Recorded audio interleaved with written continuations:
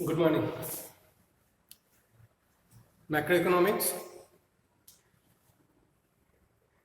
conclusion part, foreign exchange market.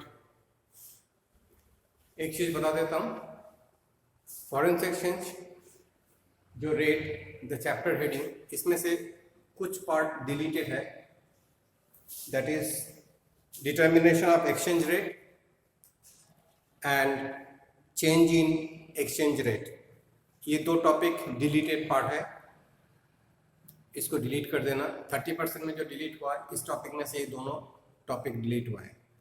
Now come to the point. Foreign exchange market जैसे share market होता है, मैं पहले भी डिस्कस किया था इसके बारे में. Share market, NSC, BSc, stock market जिसको बोला जाता है, सेम प्रोसेस में फॉरेन एक्सचेंज का भी मार्केट होता है. इस मार्केट में क्या होता है, इस मार्केट में फॉरेन करेंसी का परचेज एंड सेल होता है. It's called the forex market. कभी बैंक में जाओगे, विजिट करोगे, देखोगे वहां पे फॉरेक्स चार्ट ब्लिंकिंग होता है लाइट में, नियॉन लाइट जला रहता है उसमें. Forex chart, dollar price, pound price, सब प्राइस उसमें. यूरो की क्या वैल्यू है आज के दिन में, फ्लक्चुएट होते रहते हैं. वहां पे बोर्ड पे साइनिंग होता है. तो what is actually meaning of foreign exchange market? It is not a market of grocery, ऐसे कोई मार्केट नहीं है. It is a online services. ऐसे नहीं है मार्केट में जाके गैदरिंग किया, करेंसी लेन देन हो रहा है. कोई स्पॉटेड मार्केट नहीं है. This is online services. जैसे stock market, same way it is a currency market. मैंने जो पीडीएफ दिया बुक में देखो एक बार खोल के, उसमें देखो डेफिनेशन में क्या दे रहा है. The foreign exchange market is the market at which the foreign currencies are bought or sold. The buyers and sellers includes individuals. अब buyer and seller कौन कौन होता है? Individual मैं तुम भी हो सकते हो, मैं भी हो सकता हूँ. मैं परचेस कर सकता हूँ. परचेस किस लिए करूँगा? टू मेक द पेमेंट, क्योंकि मैं फॉरेन कंट्री से कुछ इंपोर्ट किया गुड्स, उसको पेमेंट करना है. And that party is asking me पे through dollar, through pound, through dinar, whatever the currency. तो हमें परचेस करने पड़ेंगे. Individual can purchase the foreign currency from the bank, finance institutions. वो कहीं पे इन्वेस्ट कर रहा है, इन्वेस्ट करेगा तो फॉरेन करेंसी में इन्वेस्ट करेगा, तो need to purchase the foreign currency. वही यहाँ पे बोला है. Individual, firms, foreign exchange broker, commercial bank and central bank.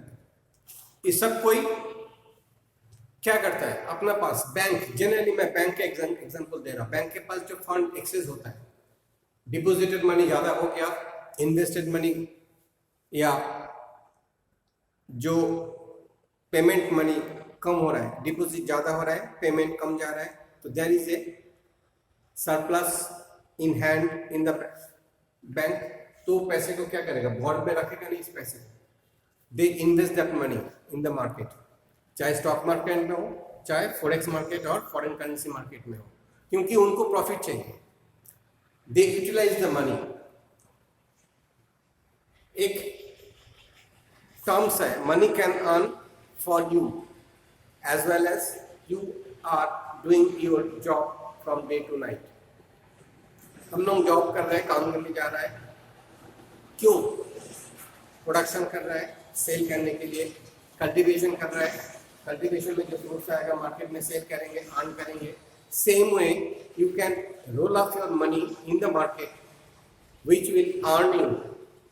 नुकसान भी हो सकता है, but the tendency of roll of your money is to earn you. हम लोग बैंक में क्यों रखते हैं पैसे? एक तो सेफ्टी पर्पस है definitely, and the second and utmost, safety से ज्यादा हम लोग इंटरेस्ट किसमें देते हैं कि हमें वहां से इंटरेस्ट मिलेगा.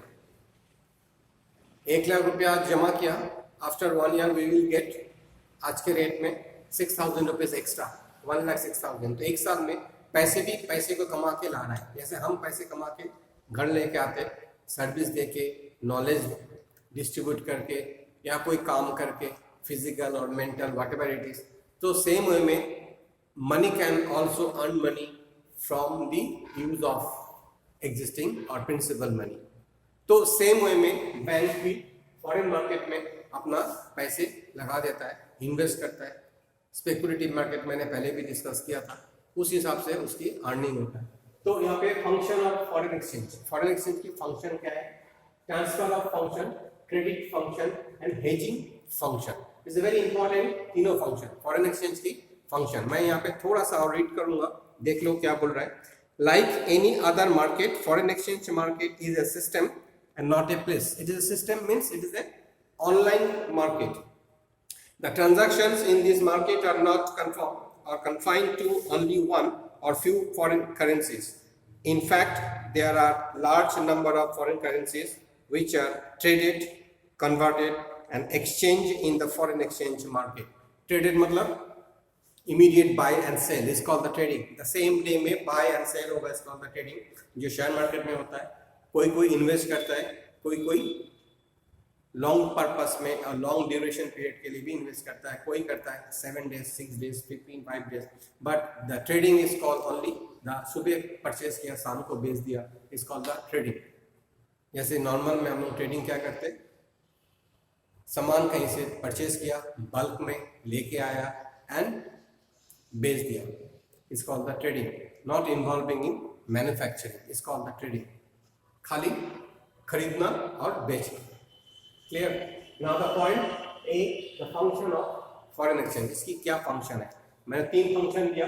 What is the transfer function? First is the transfer function. It transfer the purchase power between the countries involving in transaction.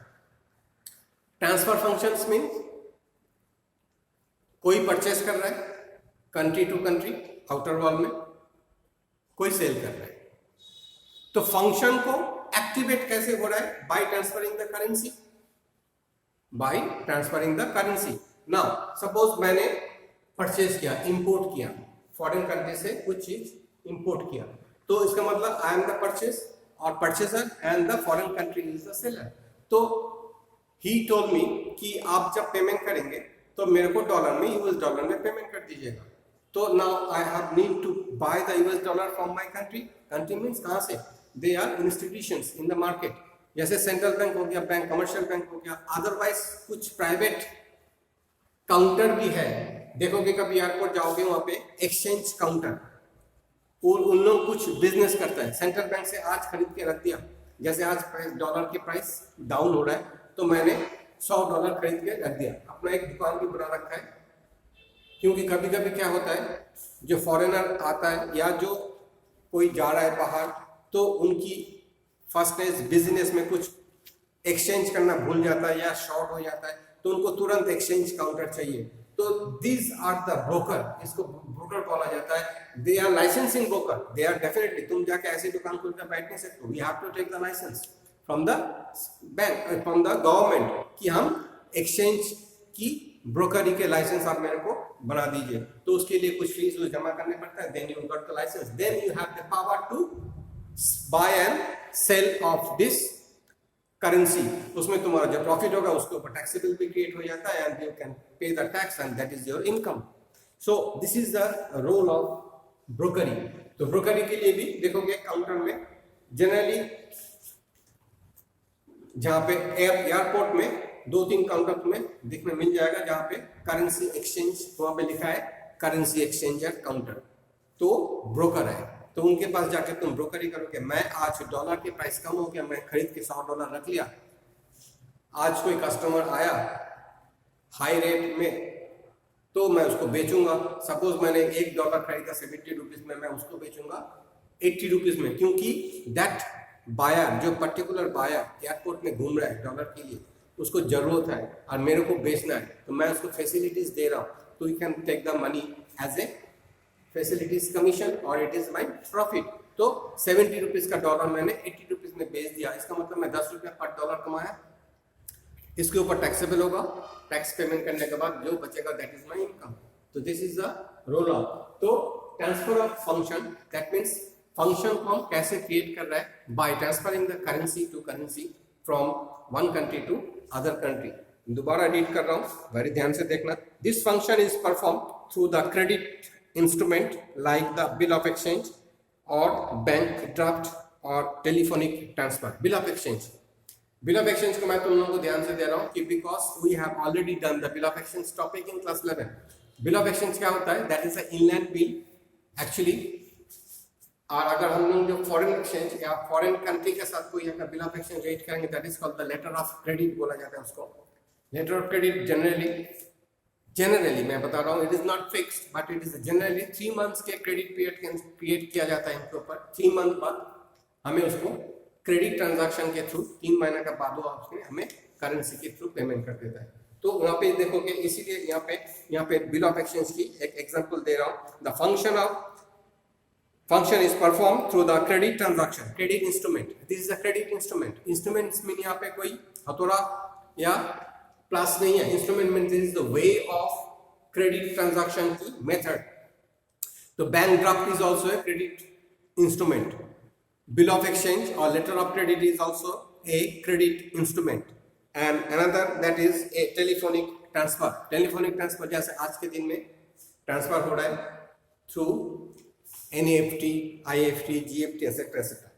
Second, credit function. Second is credit function. Credit function में क्या बोल रहा है? It provides the credit for the foreign trade. Bill of exchange with a maturity period of देखो यहाँ पे बोल दिया 3 months. Bill of exchange or 3 months are generally used for the international payment. International payment के लिए generally it is 3 months, but अगर मैं buyer and seller are agreed then it is more than 3 months. हो सकता है but generally एक 3 महीना की टर्म्स एंड कंडीशन में बिल ऑफ एक्सचेंज क्रिएट किया जाता है in between the buyer and seller जो हमने क्लास 11 में रीड किया. आफ्टर 3 मंथ सेलर पैसे कलेक्ट करेगा उस अपना माल को बेच के एंड पे इट ऑफ टू द जिससे हमने परचेज किया उसको पेमेंट कर देंगे. तो एक नॉर्मल पीरियड 90 डेज का मान के चलते हम लोग. इंटरनेशनल केस में अगर एग्रीड होता है बायर एंड सेलर तो उसकी ज्यादा भी हो सकता है. इसमें कोई हार्ड एंड फास्ट रूल नहीं है. तो यहाँ पे वही चीज बोल रहा है कि credit is required for this period in order to enable the importer to take the positions of the goods, sell them and obtain the money and pay to the seller. तो एक नॉर्मल पीरियड हम लोग सोचते हैं कि आज अगर कोई मटेरियल परचेज करेगा मिनिमम 3 मंथ में उसकी ट्रांजैक्शन, क्योंकि बल्क ऑर्डर यहाँ से जाएगा वहाँ पहुंचेगा, पहुंचने के बाद बैंक ट्रांजैक्शंस करके बैंक से वो एलसी को मतलब बिल को चुराएगा, मटेरियल उठाएगा, मार्केट में ले जाएगा, सेल करेगा. एक गैप देना चाहिए. That is 90 period is normal. Third point, hedging function. It's a very important point, बहुत इंपॉर्टेंट पॉइंट. इसको ध्यान रखोगे. स्टॉक मार्केट में भी हेजिंग वर्ड यूज होता है. Hedging, what is hedging? पहले मैं रीड कर रहा हूं and then we will give the example. Hedging, when the exporter and importer enter into an agreement to sell and buy the goods on some future date at the current price and exchange rate. It is called the hedging. Now, very sincerely इसको समझ लो. आज तुम seller हो, मैं buyer हूं. आज हम लोग एग्रीमेंट कर रहे हैं.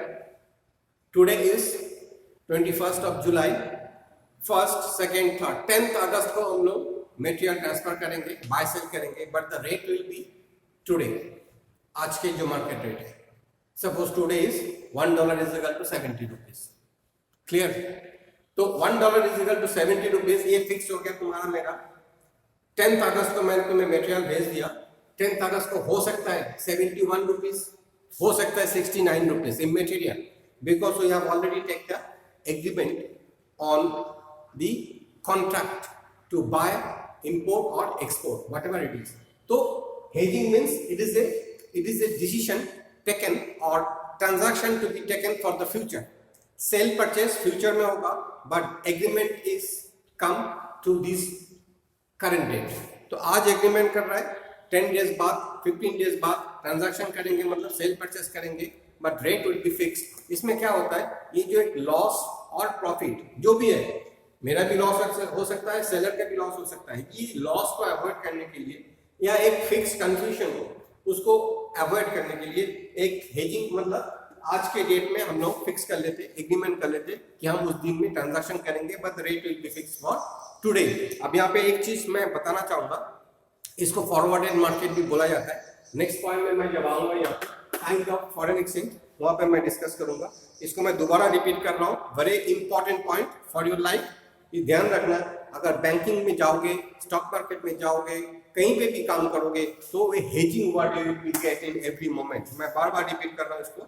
The when the exporter and importer enter into an agreement to sell and buy goods on some future date, future date मतलब आगे की डेट में, at the current price and exchange rate, it's called the hedging.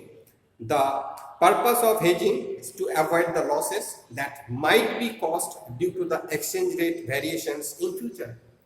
क्योंकि variation तो हो ही सकता है, आज 70 है, हो सकता है उस दिन 10 डेज 15 डेज बाद 70.5 पैसा हो गया, 50 पैसा हो गया, 71 रुपीज हो गया, 72 रुपीज हो सकता है, कम भी हो सकता है। तो कहीं ना कहीं बायर एंड सेलर के बीच में कुछ ना कुछ प्लस माइनस के कंफ्यूजन, एक डिफरेंसेस क्रिएट हो सकता है। उसको अवॉइड करने के लिए the foreign market exporter and importer are doing this hedging. Now come to the point of kind of foreign exchange. दो टाइप का फॉरेन एक्सचेंज की काइंड होता है, मतलब type of foreign exchange. One is the spot market, and second is the forwarded market.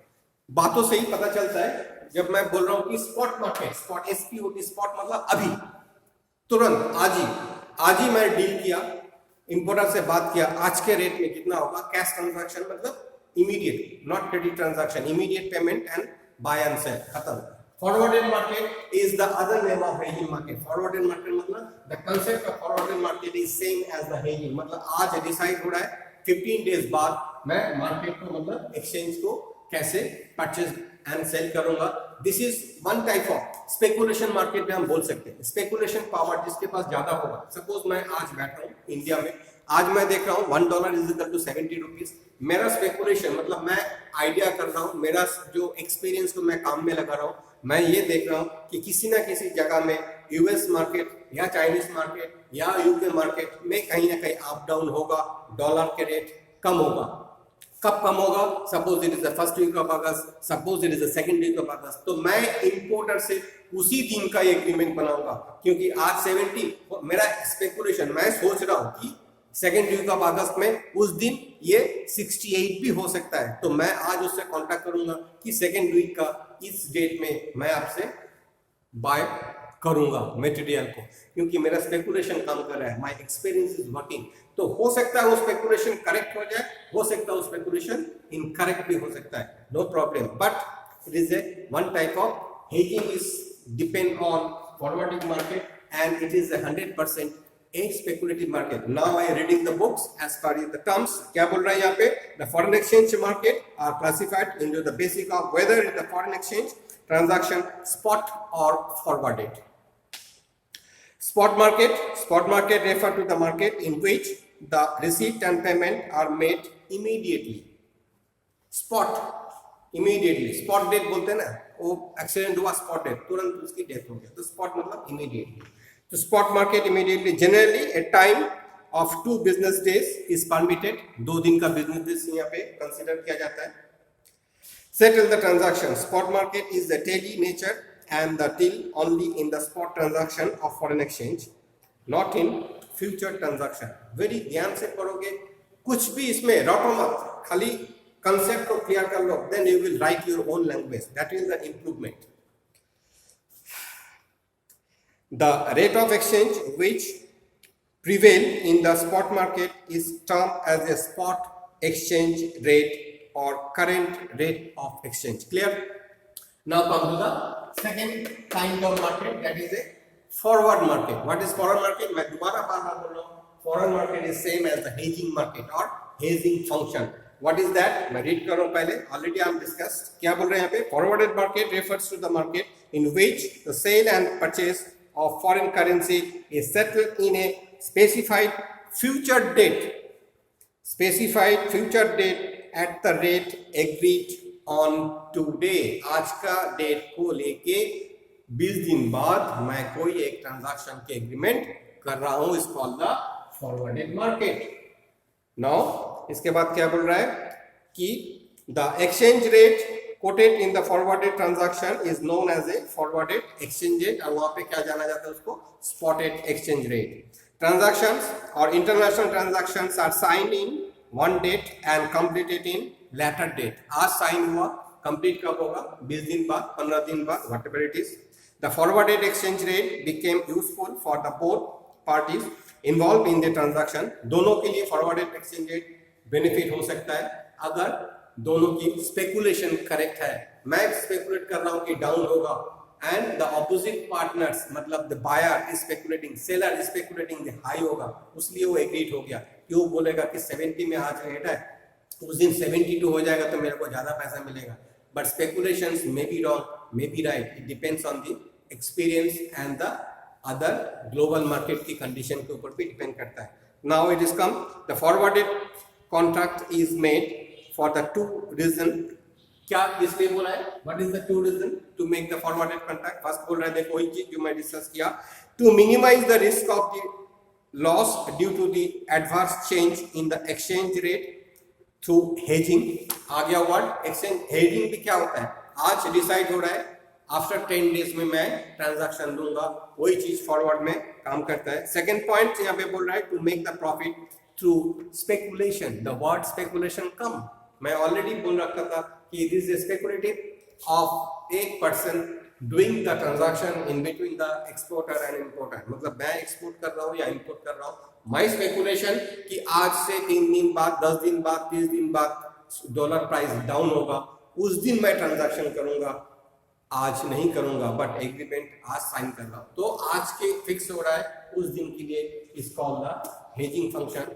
So there is a two type, spot market, immediate within 2 days you have to make the payment transaction कैसे भी कर ले, that is called the spot market. And the forwarded market is that market जब मैं आज fix कर रहा हूँ and it will be for the future date में जाके वो transaction clear होगा. So it is the end of the foreign exchange rate.